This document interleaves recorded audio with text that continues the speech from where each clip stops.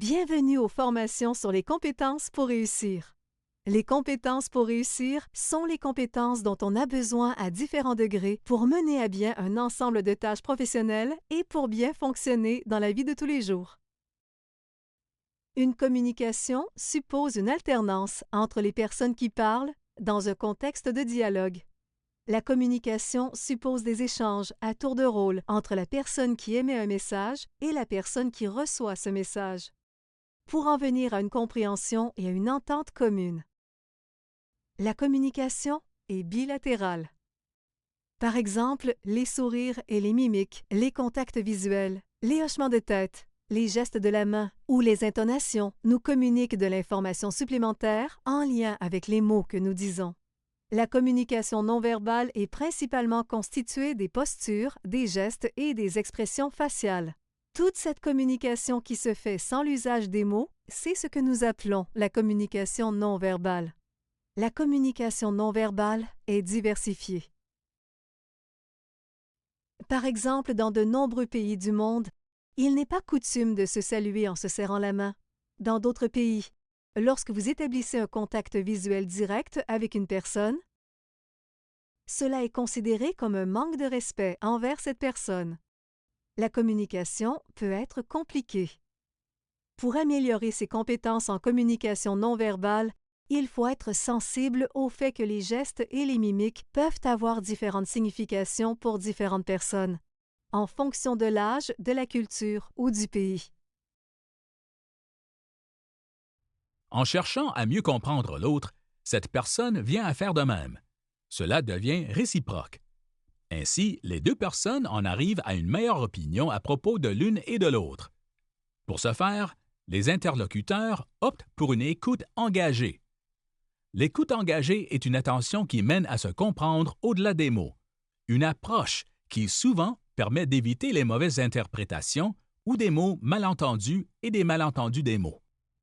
Un dernier exemple d'écoute engagée est du type interprétatif. Pour la chercheure, ce genre d'écoute, c'est-à-dire permettre une interprétation de l'information dans un contexte plus général.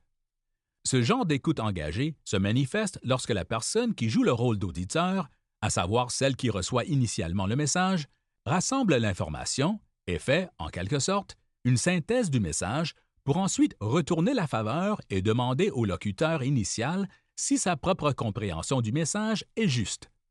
Dans l'affirmative, l'auditeur aura démontré avoir très bien compris l'information contenue dans le message. Dans la communication, on considère souvent qu'il faut parler ou faire des gestes, mais en fait, la communication est aussi l'acte d'être présent pour l'autre. Dans cette perspective, le silence est lui aussi une façon de communiquer et d'être présent pour les autres. Enfin, l'écoute engagée débute en portant attention au discours de l'autre.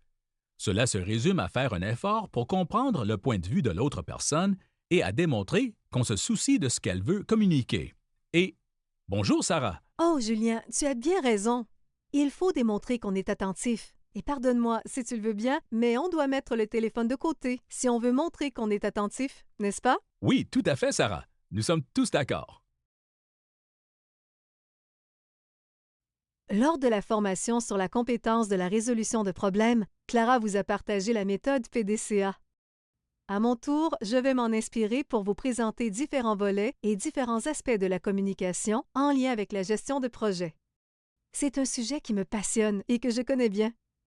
Bien sûr, il y a plusieurs autres bonnes méthodes plus poussées, plus précises et ou plus récentes, mais aussi plus complexes et plus difficiles à expliquer. Alors, pourquoi ai-je choisi la méthode PDCA? Parce qu'elle est simple à utiliser et fournit un contexte détaillé pour gérer des projets d'amélioration. Voici maintenant un petit rappel sur les 4 étapes de la mise en œuvre d'un projet en utilisant la méthode PDCA. Souvenez-vous de la formation sur la résolution de problèmes. C'est à l'étape de la planification qu'il faut rédiger la charte du projet. Quels sont les objectifs ou quelle est la situation à améliorer? Quelles sont les activités, les échéanciers, et les budgets et les indicateurs? C'est aussi au cours de cette étape que se dessinent, entre autres, les plans de communication et de gestion des risques, ainsi que les plans pour le contrôle de la qualité et de la planification des ressources. Les indicateurs permettent d'observer des changements par rapport à la situation initiale à la suite d'une activité du projet. Durant la mise en œuvre d'un projet, une communication efficace et réussie au sein d'une équipe de travail est certainement un atout important. Durant toutes les étapes de la mise en œuvre d'un projet, il est préférable d'écouter attentivement pour chercher à comprendre l'information dans le contexte de la communication et de la situation.